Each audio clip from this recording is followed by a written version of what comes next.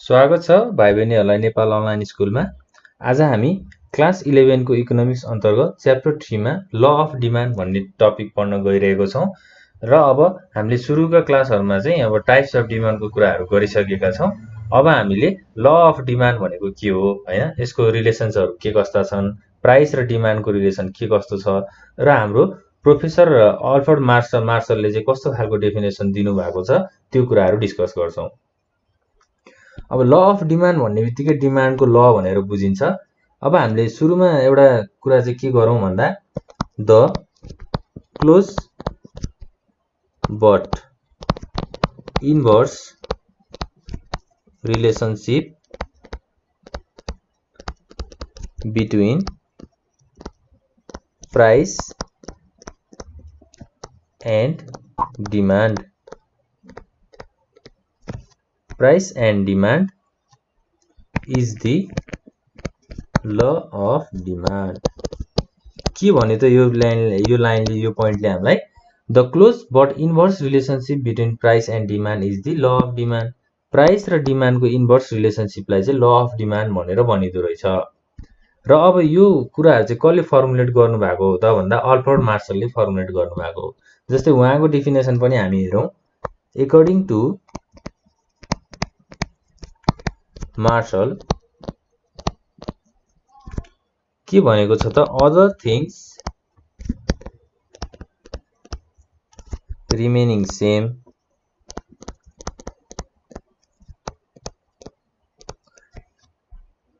The amount demanded increases with a fall in price and diminishes with a rise in price। Marshall को डेफिनेसनले चाहिँ के भनेको छ त other things remaining same the amount demanded increases with a fall in price. यदि price low भयो भने डिमान्ड बढ्ने भयो and diminishes with a rise in price. Price बढ्यो भने चाहिँ डिमान्ड घट्ने भयो। यो चाहिँ एउटा रुल्स चाहिँ अल्फ्रेड मार्शलले दिनुभएको रहेछ र यसैलाई हामीले के भन्छौं त ल अफ डिमान्ड पनि भनेर भन्छौं। अब हामीले डिनोट के गर्न सक्छौं भन्दा जस्तै P equals to price, QD equals to quantity demanded.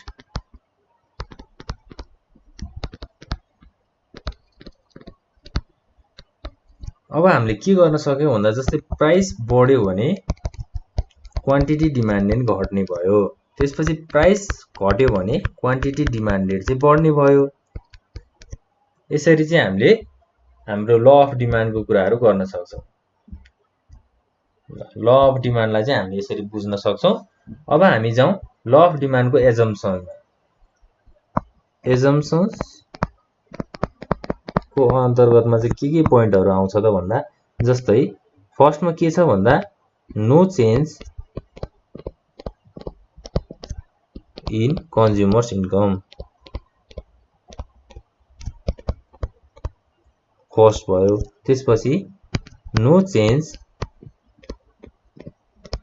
In taste and preferences. त्यसैगरी गुड्स शुड बी नर्मल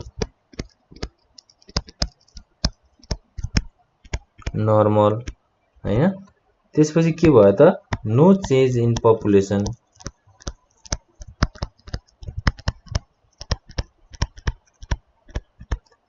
त्यसैगरी नो चेन्ज इन वेदर। अब एजम्पसनमा चाहिँ के आउँछ त भन्दा ल अफ डिमान्डको एजम्पसनहरु के हो त no change in consumers income. Consumers इन्कममा कुनै पनि चेन्जहरु आउनु भएन हैन। त्यसपछि no change in taste and preferences हैन। कन्ज्युमरको टेस्टहरु के छ, कन्ज्युमरको प्रेफरेन्सहरु के छ, त्यसमा पनि नो चेन्ज भयो। त्यसपछि goods should be normal. Goods भनेको सामानहरु भनेको कस्तो हुनु पर्यो त नर्मल हुनु पर्यो हैन। नर्मल भनेको क्वालिटी हुनु पर्यो र क्वान्टिटी पनि हुनु पर्यो। त्यसपछि पपुलेसनको कुराहरु छ र वेदरको कुराहरु चाहिँ छ। यो चाहिँ एउटा ल अफ डिमान्डको एजम्पसन्सहरु हो।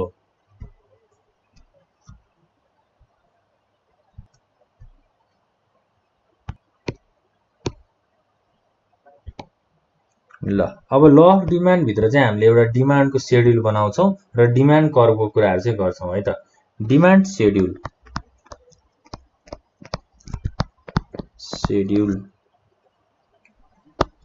डिमान्ड शेड्युल भनेको चाहिँ के हो त, एउटा टेबल रिप्रेजेन्टेटिङ हैन। जस्तै हामीले डिमान्ड शेड्युललाई के भन्न सक्छौं त, table representing various combinations of the price and quantities demanded by consumers हैन। एउटा टेबल जसले चाहिँ के रिप्रेजेन्ट गर्छ त, एउटा कन्ज्युमरले चाहिँ कस्तो खालको सामानहरु डिमान्ड गरेको रहेछ, कति क्वान्टिटीमा डिमान्ड गरेको रहेछ भनेर हेर्छौं। जस्तै अब हामी एउटा टेबल ड्रा गर्छौं डिमान्ड शेड्युल भनेर। यसमा चाहिँ के हुने भयो त, प्राइस र क्वान्टिटी डिमान्डेड, कति अमाउन्टमा चाहिँ क्वान्टिटी डिमान्ड हैन सामानहरु डिमान्ड भएको छ। जस्तै प्राइस 5 हुँदाखेरि क्वान्टिटी डिमान्डेड 2 छ, प्राइस 4 भयो भने क्वान्टिटी डिमान्डेड 4 नै छ हैन। त्यसपछि प्राइस 3 भयो भने क्वान्टिटी डिमान्डेड 6 छ। त्यसैगरी प्राइस 2 भयो भने क्वान्टिटी डिमान्डेड 8 छ र प्राइस 1 भयो भने क्वान्टिटी डिमान्डेड चाहिँ 10 छ। अब यो टेबलले चाहिँ हामीलाई के बुझ्नलाई हेल्प गर्छ भन्दा, जस्तै प्राइस 5 भयो, प्राइस 5 प्राइस भनेको प्राइसको लिस्टमा सबैभन्दा हाईएस्ट प्राइस हो नि 5 भनेको। हाईएस्ट प्राइस हुँदाखेरि क्वान्टिटी डिमान्डेड कति छ त, 2 छ। जुन चाहिँ क्वान्टिटी डिमान्डमा के हो त, 2 भनेको एकदमै लो डिमान्ड हो। भनेपछि के बुझियो त, प्राइस हाई भयो भने क्वान्टिटी डिमान्डेड लो हुन्छ भन्ने कुराहरु बुझियो। जस्तै अब सेकेन्डमा चाहिँ हाम्रो प्राइस 4 छ भने क्वान्टिटी डिमान्डेड पनि 4 नै छ हैन। यो चाहिँ एउटा स्टेटमा आएर इक्विलिब्रियम भनेर भन्छौं हामीले, इक्वल कुराहरु भयो प्राइस र डिमान्डको। त्यसपछि प्राइस घट्दै जाँदाखेरि डिमान्ड के भयो त, बढ्दै गयो। प्राइस फेरि घट्दै गयो र 2 मा गयो भने डिमान्ड के भयो त, 8 मा पुग्यो नि हैन। प्राइस र डिमान्डको चाहिँ एउटा इन्भर्स रिलेसनशिप पनि यो टेबलले हामीलाई देखाउँछ। अब टेबल मात्रै नभइकन हामीले डिमान्ड कर्वको कुराहरु पनि गर्छौं। डिमान्ड कर्वमा चाहिँ हामीलाई एकदमै क्लियर हुन्छ त्यो कुराहरु।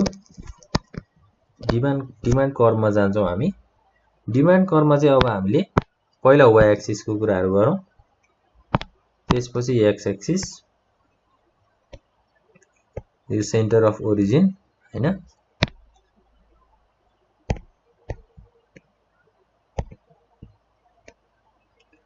र अब y एक्सिसमा चाहिँ हाम्रो प्राइसको कुराहरु आउँछ, x एक्सिसमा चाहिँ क्वान्टिटी डिमान्डेड।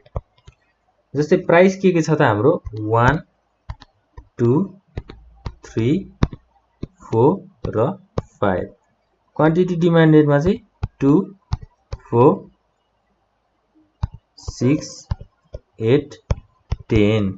जस्तै अब हामीले फिगर अनुसार चाहिँ हाम्रो टेबल अनुसार चाहिँ के हेर्नु पर्यो त, प्राइस 5 भयो भने क्वान्टिटी डिमान्डेड 2 छ भनेपछि 5 प्राइस हुँदाखेरि क्वान्टिटी डिमान्डेड 2 भयो। भनेको के हो त, प्राइस धेरै हुँदाखेरि क्वान्टिटी डिमान्डेड लो छ। त्यसैगरी प्राइस 4 भनेको प्राइस घट्दै जाँदाखेरि चाहिँ के भयो त, क्वान्टिटी डिमान्डेड पनि बढ्दै गयो। यसरी चाहिँ एउटा डिमान्ड कर्वको कुराहरु चाहिँ आउँछ। जस्तै प्राइस 1 हुँदाखेरि चाहिँ डिमान्ड एकदम हाई छ नि, 10 छ नि हैन। प्राइस 2 हुँदाखेरि डिमान्ड घट्दै गयो। प्राइस 3 हुँदाखेरि के हुँदै गएको छ त, यहाँ डिमान्डहरु घट्दै गएको छ। प्राइस 4 भयो भने 4 भयो, प्राइस 5 भयो भने क्वान्टिटी डिमान्डेड चाहिँ 2 भयो। यो चाहिँ सबै युनिटमा हुन्छ हाम्रो, क्वान्टिटी डिमान्डेड चाहिँ युनिटमा हुन्छ र प्राइस चाहिँ हाम्रो रुपीजमै हुने भयो हैन। यसरी हामीले एउटा डिमान्ड कर्वलाई इलुस्ट्रेट गरेर पनि हेर्न सक्छौं। जस्तै हाम्रो फिगरहरु त यहाँ क्लियर भएको छैन हैन। यसरी डिमान्ड कर्व हामीले ड्रा गर्छौं र यसलाई चाहिँ डिमान्ड कर्व भन्छौं।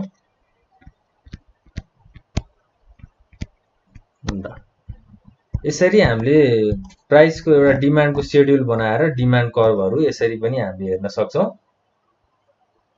अब नेक्स्ट कुराहरू चाहिँ हामी के गरौँ भन्दा exception of the law of demand.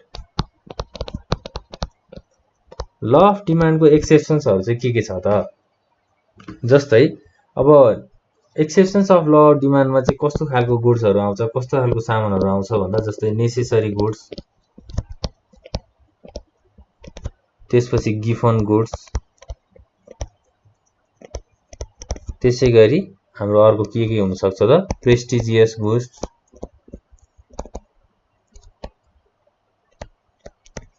हैन? ल यसरी चाहिँ अब एउटा ल अफ डिमान्डको एक्सेप्सन्सहरू चाहिँ हुन सक्छ। जस्तै नेसेसरी गुड्समा चाहिँ के आउन सक्छ त? जस्तै अब फुड, क्लोथ, जुन चाहिँ एकदम नेसेसरी छ, हाम्रो बेसिक लाइफ, बेसिक सेल्टरहरू छ। गिफन गुड्स भनेको के हो त? लो क्लास गुड्स, हैन? लो क्लास गुड्स, पुअर पिपलहरूले कन्ज्युम गर्ने गुड्सलाई लो क्लास गुड्स पनि भनिन्छ, हैन? अब लो क्लास गुड्समा चाहिँ के हुन्छ भन्दा अब प्राइस घट्यो भने डिमान्ड पनि घट्छ, हैन? जस्तै अब कुनै पनि वस्तुको सामानहरू घट्यो भने एउटा कन्ज्युमरले चाहिँ के गर्छ भन्दा एउटा पुअर पिपलले उसले चाहिँ अलि महँगो सामानहरू चाहिँ हेर्छ। अब सस्तो सामान भइसकेपछि त्यो सस्तो सामानलाई चाहिँ उसले ध्यान दिइराख्दैन नि त। गिफन गुड्सको कुराहरू भयो। र प्रेस्टिजियस गुड्स भनेको अब आफ्नो मौलिकता, हैन, आफ्नो एउटा प्राउड फिल, हैन, एउटा जस्तै अब प्रेस्टिजियस गुड्समा चाहिँ गोल्ड, सिल्भर यस्ता खालको गुड्सहरूलाई चाहिँ हामीले प्रेस्टिजियस गुड्स भन्छौँ, हैन? प्रेस्टिजियस गुड्सको चाहिँ के हुन्छ त? अब प्राइस बढ्यो भने चाहिँ अब वेल्दी पर्सन अथवा सम्पत्ति धेरै भएको, इन्कम धेरै भएको मान्छेले चाहिँ त्यो गुड्सहरू किन्छन्। के गर्नको लागि त? अब सो अफ, जस्तै एउटा सो अफ टाइपको, हैन, एउटा प्रिसियस, आफूलाई प्रेस्टिजियस भन्नको लागि चाहिँ उनीहरूले प्रेस्टिजियस गुड्सको पनि अर्डर गर्न सक्छन्। एउटा यो चाहिँ के भयो त? एउटा एक्सेप्सन्स भयो, ल अफ डिमान्डको एक्सेप्सन्स भयो। यसको लागि चाहिँ कुनै प्राइस अथवा कुनै हाम्रो डिमान्डले चाहिँ असर गर्दैन भन्ने कुराहरू चाहिँ एक्सेप्सनले बताउँछ। ल यसै गरी हामीले आज डिमान्ड के हेर्यौं त? डिमान्ड भनेको के हो, हैन? डिमान्ड कर्भ, डिमान्ड शेड्युलको कुराहरू गर्यौं। अब हामीले नेक्स्ट पढ्ने भनेको चाहिँ के छ त? हाम्रो नेक्स्ट टपिकमा चाहिँ हामी अब अर्को टपिक लिएर आउने छौं। आज चाहिँ हामीले डिमान्ड कर्भको कुराहरू गर्यौं, डिमान्ड शेड्युलको कुराहरू गर्यौं, हैन? त्यसपछि ल अफ डिमान्डको त मेन कुराहरू त हाम्रो ल अफ डिमान्डको भयो। यसै गरी अब नेक्स्ट टपिक चाहिँ हामी लिएर चाँडै नै आउने छौं। आज यति भन्दै यो क्लास यही इन हुन्छ। Thank you.